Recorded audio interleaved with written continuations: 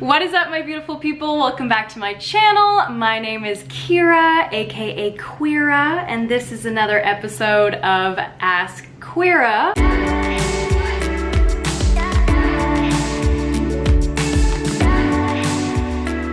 In today's episode, we're going to be talking about asexuality, and since I am not asexual myself, I have brought on a special guest, Yasmin Benoit, to help answer these questions for you. So I asked you guys on Instagram to send in any questions you have about asexuality and also aromanticism, and I have Yasmin here to give you some advice. Hello, Yasmin. Welcome to my channel. Hi, thanks for having me. Of course, I am stoked to have you on my channel. I always have so many questions about asexuality and I can never answer them myself. So I'm so happy to have you on here to spread a little awareness. If you could just introduce yourself, your pronouns, your identity, and what you do, that would be awesome. I'm Yasmin Benoit. My pronouns is she, her. I'm aromantic, I'm asexual, and I'm a model, activist, speaker, writer, researcher, whatever else I'm asked to do.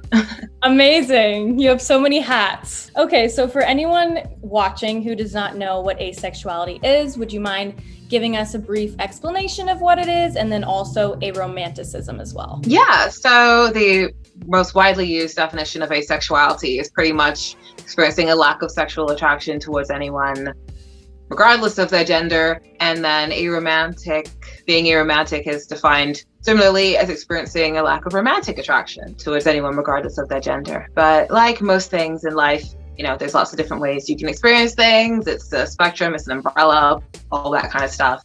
But to put it simply, that is how they're usually defined. Absolutely. All right. I had a lot of questions about asexuality. People were questioning their sexuality. They thought they might be ace or even like on the spectrum. There is also some questions about being aromantic. So I will ask you these questions now and you can just give your best advice to my followers. Okay, so the first question is, how do I know if I'm ace or just have a low sex drive? Well, having a low sex drive isn't necessarily the same thing as being asexual. I mean, I don't have a low sex drive and I'm asexual. A low sex drive can be down to a number of things. It could be a hormonal thing. It could just be situational. It could be stress related. It could be medical. It could be because of lots of things. Whereas asexuality is an enduring sexual orientation of a lack of sexual attraction, and not experiencing sexual attraction isn't necessarily the same as having a low sex drive or a low libido. So you can be asexual and also have a low sex drive, but it's not necessarily the same thing. So I think the only way you'd be able to tell is by working out whether you still experience any sexual attraction or not, and whether this is an enduring quality of yours or whether it is just something that could be related to something else that's going on in your life. Yeah, that's a great answer because I think a lot of people are confused, and even I didn't know, is it possible to not have sexual attraction and also at the same time have desire?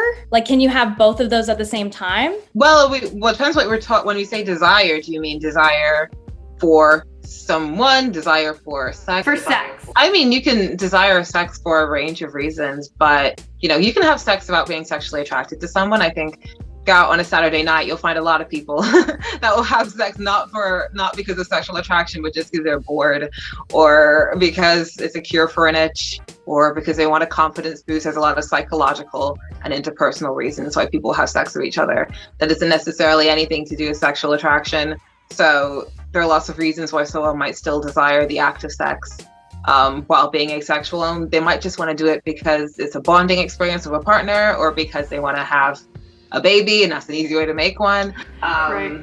But in terms of kind of having, sometimes in the community, people use this phrase of like intrinsic sexual desire towards someone else's, and like that's kind of how some people try and think about what sexual attraction is, so we can work out whether or not you're experiencing it or not. Because you can be asexual and still desire the act of sex, but when it tends to be is that kind of instinctive desire towards other individuals, to express your sexuality with other people, not just for circumstantial reasons. So because that is what you just kind of intrinsically want to do, is kind of how some asexual people work out the distinction between having sex for the sake of having sex and sexually desiring other people and needing them to be involved in your sexuality. if that makes any sense. That's so interesting. And I feel like I've never heard that explained before, but like very well explained. Did absolutely make sense. I had a lot of people asking, like, kind of similarly to what we were talking about, do asexual people still desire sex? Someone said, I'm questioning my sexual attraction, but I still want the pleasure. Well, I mean, I can't say it as a blanket term of like, yes, we still do, because I think the way a lot of people realize they're asexual is because they don't. I would say, I think it's probably safe to say the majority of asexual people aren't very interested in having sex, but there are asexual people that still do, because as I said, there are reasons why people have sex that isn't necessarily to do with sexual attraction. For things to be defined as a sexual orientation, the main quality is enduring. Like, it's not like it's just because I'm with this individual, or it's just the circumstances. Like, it's a kind of like a prolonged part of your experience is kind of how you would distinguish whether it's asexuality as opposed to just something you're experiencing in that moment. So if it's like a prolonged thing that doesn't seem specific to an individual or a relationship that you're in right now, and it's something that you've like noticed before as like a kind of continuous pattern, then it might be. But it's kind of hard to give a definitive answer about knowing someone like properly. Yeah. But that makes a lot of sense. Like, if you've been like this your whole life, you know, then probably does mean that you're asexual. Like, if it's not just specific to one person or an event or whatever. Next question, how to tell your partner that you are ace when they aren't, and how to set boundaries. Well, I mean, I'd hope of a partner that you would always set boundaries regardless of whether you're asexual or not. I think everyone should be very communicative when it comes to their sexual and romantic and personal boundaries in relationships. But I mean, you just say it. You just sit them down, and they've probably noticed, to be fair. I mean, if they're paying any attention, they probably have some idea, and tell them what your experience is or what you're feeling or not feeling and how that's going to impact your relationship moving forward. I mean, it might not. It might make things better because you're communicating, you know, that aspect of your sexuality with them clearly. Yeah, you just kind of got to be honest and articulate what it means for you in particular, because it's kind of different for everybody, and what that means for your relationship and what your personal boundaries are, because that's going to be unique to you, and they should hopefully understand. And if they don't understand or respect those boundaries, then get a new partner. Bye. I don't need it. Someone asked, is asexuality fluid? Sometimes I feel disgusted by the idea of sex, and sometimes I'll be interested or curious about it. So they want to know, like, can it come and go, kind of? Well, I mean, sexuality can be fluid for different people in different ways, but then whether or not you're disgusted by sex or curious about it wouldn't necessarily be symptomatic of being asexual, if you know what I mean. I mean, there are times where I might be watching a TV show and be like, oh, why are there so many sex scenes in the show? And there'd be other times where I'm like, let's see. And that's not because my asexuality has fluctuated to any degree. It's just more about like your personal mood you're in at the time and what you feel like you're interested in. And sometimes I want to play loads of Sims 4, sometimes I'm over it. But you know, it's just the state of humans and our interests. So that wouldn't necessarily be a sign of fluctuating asexuality. Interest isn't really the way you gauge it. It would be whether the sexual attraction you're experiencing is fluctuating, whether you're going from zilch to a little something would be kind of like your way of telling how much is fluctuating, rather than whether your interest or intrigue or curiosity is. Yeah, that makes sense. Yeah, absolutely. Someone else asked how to know if you're asexual or just haven't experienced sexual attraction yet. So for example, if someone is too young. I mean, it depends on how young we're talking, because there are some ages where it's quite unlikely, you know, that most people won't experience sexual attraction at that age. And like, if we were talking about someone that was like 10, I'd be like, don't worry about it. Yeah. If we're talking about someone who's like 15, at that point, a lot of people have experienced some degree of sexual attraction.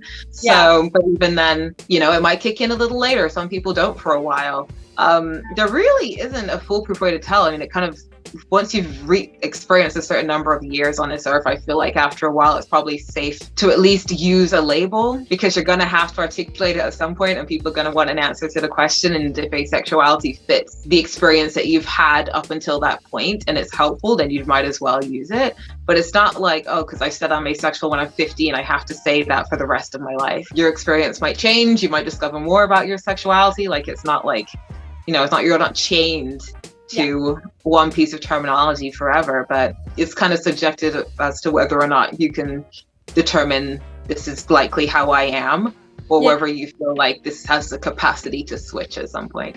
But then we never know in life, so it's kind of hard to tell.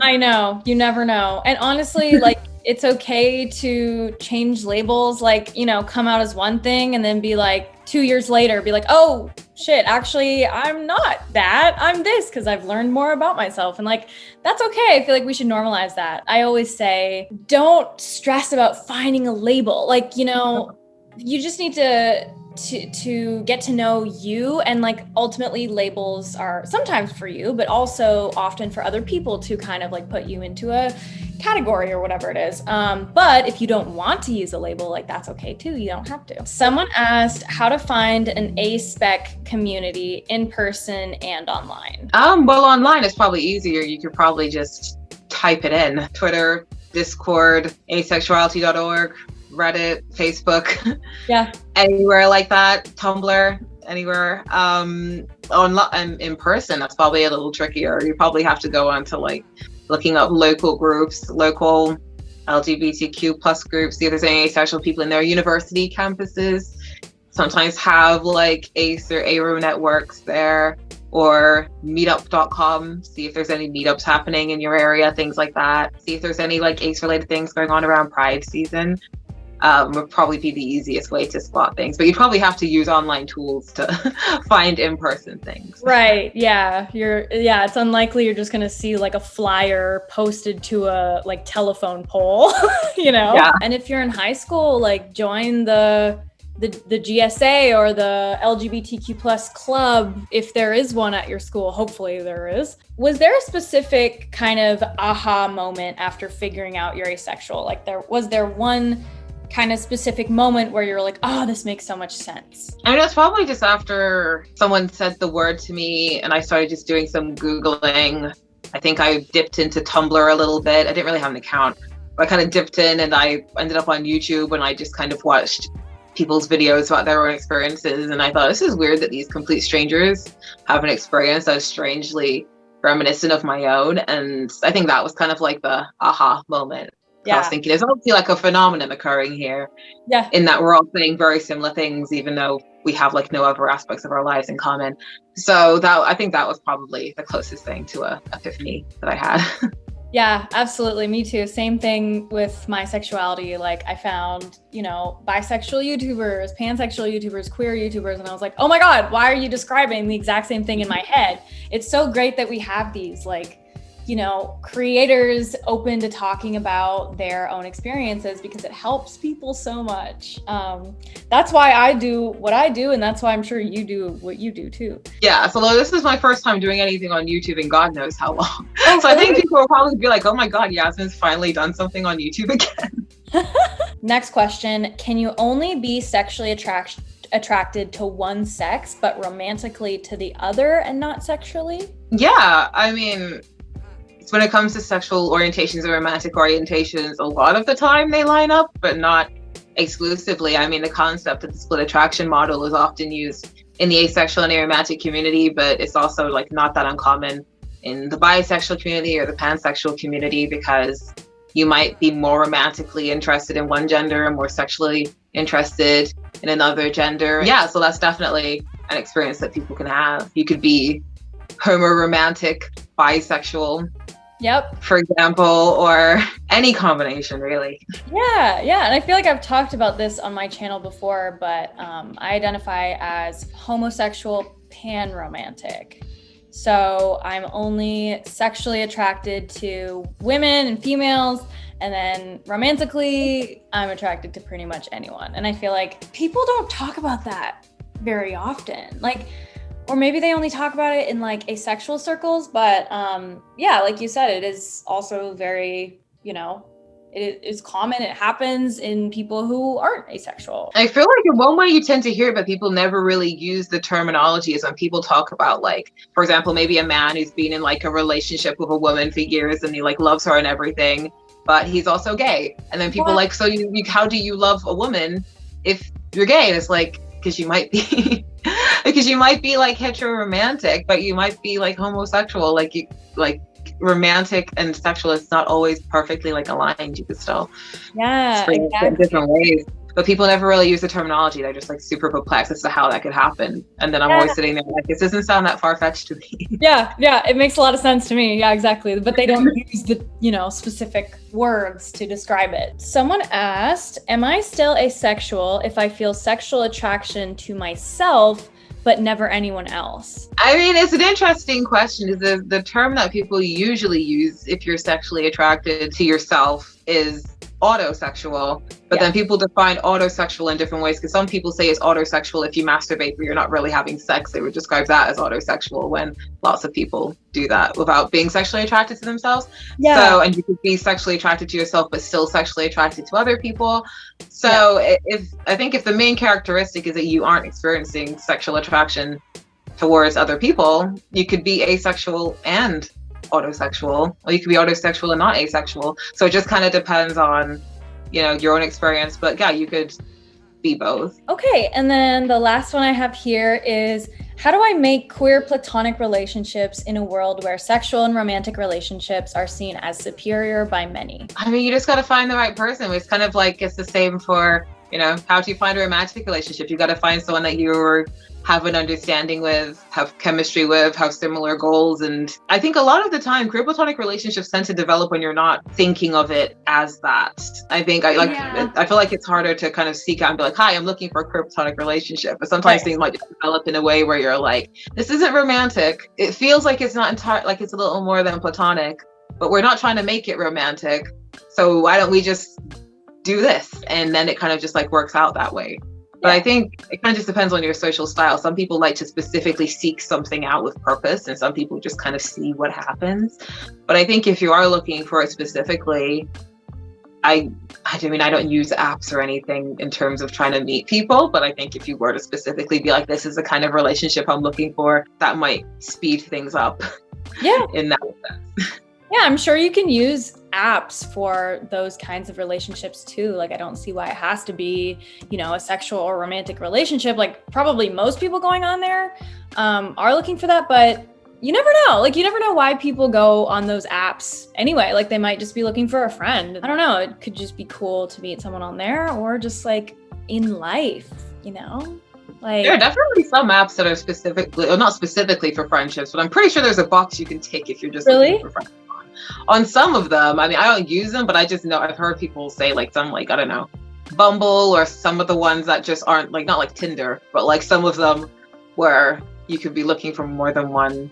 Like, I'm sure there are friendship apps or ones that have options for. Yeah, probably. I've never used an app either, so I have no idea. I wish I could like give more insight, but I'm always like the type of person that wants to meet someone out in the open, like organically, or like through a friend or whatever. Like, I've never been one to kind of like push or force a relationship or like actively seek it out. Like, for me, I feel like the best method is to just, live your life, love yourself. Who you vibe with, just see who you come across, and if there's like a vibe there. Yeah. Kind of my approach. Yeah, that's a good approach. Well, that is literally all the questions. There were more, but we don't want to make this video super long. Is there any like last piece of advice you want to give to people who are questioning their sexuality, thinking they might be asexual or aromantic? I mean, the main piece of advice I'd give, which is kind of something you touched upon earlier, is that like, I just don't place too much emphasis on labels. Like, don't worry too much about it. Like, I get so many people messaging me being like, oh, I don't know if I fit this one, or here's a micro label, am I this, am I that? And I'm like, if the terminology isn't useful for you, if having or using these words aren't benefiting your life anyway, like, it's not compulsory to answer people's questions. It's not compulsory to have a word for every single thing you do or don't experience. And you don't have to make yourself fit the label. If the label doesn't fit you and it's not helping you articulate anything or benefiting you, like, you don't have to. Like, it's like one tiny aspect of your character. It's like one aspect of your personality. Don't place too much emphasis on it. Mm-hmm. And most importantly, just like live your life and don't worry too much about that kind of stuff, which probably sounds ironic coming from me, given what my job is, but I always encourage people to don't worry too much about it. Like, it's just one little thing. Yeah, I agree. Yeah, it's not like your whole personality. It's just one little facet of your life. That's why I love just the word queer because it's an umbrella term and it encompasses a lot of other smaller labels. And like, you know, I haven't always found like a perfect smaller label under the queer umbrella that I identify with. So that's why I'm just like, you know what? I'm just queer. Like, I don't need to keep putting it down into like one tiny little category, like whatever, you know, I understand who I am and everyone else can just know that I'm queer and that's it. Exactly. That's pretty much my approach with it. But for anyone that, I think one thing when people do worry about it is also just knowing that, like, you know, you could be asexual and aromantic and you can live like a perfectly happy, fulfilling life. Like, it's not a disadvantage in any sense. It's not a big deal. It doesn't mean it's going to make everything super hard for you forever. Or you're not going to be able to achieve whatever it is you want to achieve. Like, it's just one variation of the billions of variations in the way you could experience sexuality in the world. It's not that weird. Don't worry. Yeah, no, not at all. Those are all the questions I have for you today. Do you want to plug any of your social medias, anything you're doing, projects, etc.? Yeah, well, if you want to find more from me, then yasminbenoit.co.uk or at the Yasmin Benoit on Instagram and Twitter, which are both verified. So, you know, those ones are me. And in terms of projects, I recently launched the UK's first ever asexual rights initiative in partnership with Stonewall, and we are looking for research participants. So if anyone watching this is in the UK and you're over 18 and you've ever experienced any degree of ace phobia in education, healthcare, in the workplace, then go to stonewall.org.uk/ace-project and sign up to be a participant so that we can include your testimony in our report and secure the recognition of asexuality in British legislation. So please do that. Oh, that is amazing. Congratulations. Thank you. Oh, that's so great. Everyone go do that if you feel like you're on the asexual spectrum. That is an amazing initiative. Okay, well, thank you so much for giving my lovely friends here some advice. And yeah, this was so much fun. It was. Thanks for having me for a little brief pop back onto YouTube. I'm sure people will be surprised. This is my first ever like YouTube collaboration as well, so that's cool. That's hard to believe because I mean, I guess not everyone goes on YouTube, but like a lot of people know who you are, and they were like, "Oh my God, yes, I love Yasmin! Like, bring her on and all that." So they're gonna absolutely, they're gonna love this so much. I'm so excited to show it to everyone. So bye, guys. Bye.